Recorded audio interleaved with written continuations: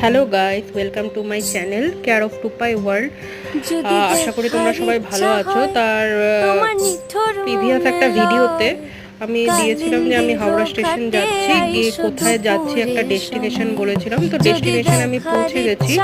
সেই ডেস্টিনেশনে এসে আমি সেই ডেস্টিনেশনেরই একটা ভিডিও তোমাদের সামনে তুলে ধরছি।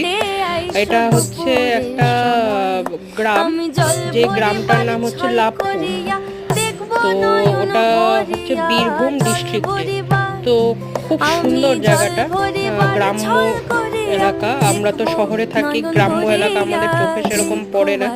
তো খুব সুন্দর গ্রাম্য এলাকা দেখে আমাদের মন ভরে যায়।